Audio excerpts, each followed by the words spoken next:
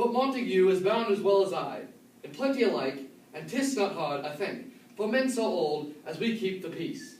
Of honorable reckoning are you both, and pity 'tis you've lived at odds so long. But now, my lord, what says you to my suit? But saying o'er what I have said before, my child is yet a stranger in this world. She hath not seen the changes of 14 years. Let 2 more summers wither in her pride, ere my think to rip her to be a bride. Younger than she are made happy mothers. And too soon mad are those so early made. The earth has swallowed all my hopes, but she is the hopeful lady of my earth.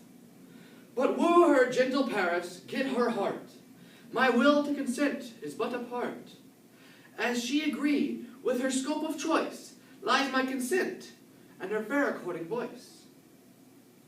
This night I hold an accustomed feast, whereto I have invited many guests, such as I love, and you, among the store. One more, most welcome, makes my number more.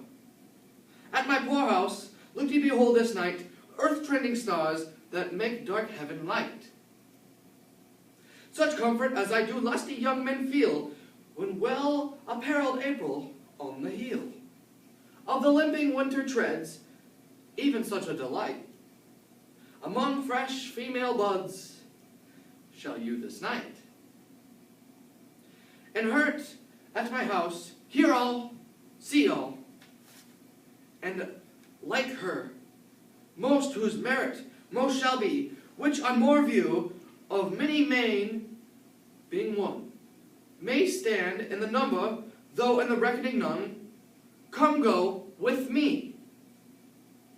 Go, Sarah, trudge about, through fair Verona, find those persons out, whose names are written there, and to them say, my house is welcome, on the pleasure stay. Find them out whose names are written here. It is written that the shoemaker should meddle his God, and the tailor with his last, the fisher with his pencil, and the painter with his nets. But I am sent to find those persons by whose names are here writ, and I can never find what names the writingest person hath here writ. I must to the learned in good time. Tut, man, one fire burns up, another one's burning. One pain is lessened by another's anguish. Turn giddy, and behold the backward turning. One despite grief curs, or another man's languish. Take thou some new infection to thy eye, and the rank the poison, the old will die.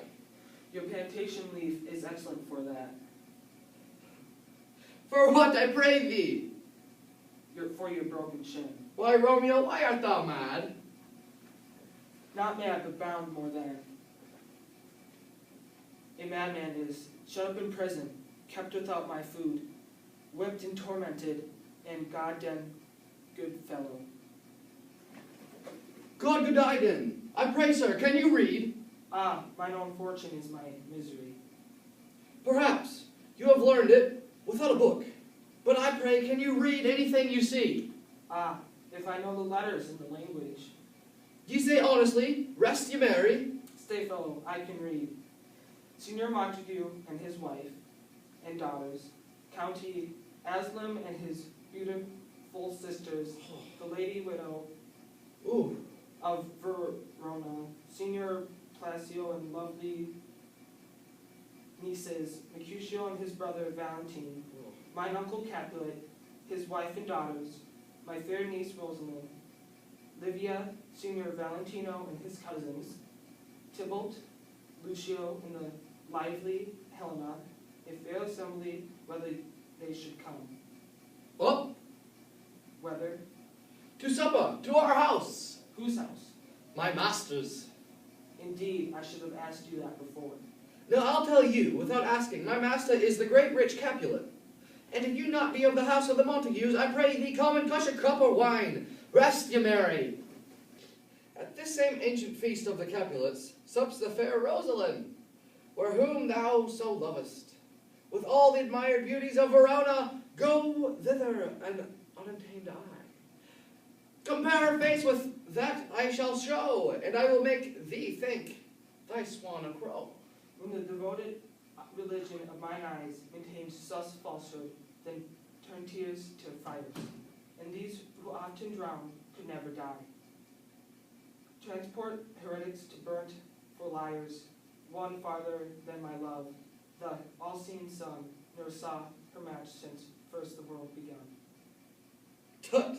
You saw her fair, none else being by, yourself poised by herself in either eye, but in that crystal scales let there be weighed your lady's love against some other maid, that I will show you is shining at this feast, and shall scant show well in the shows the best. I'll go along, no such sight to be shown, but to rejoice in splendor of mine own.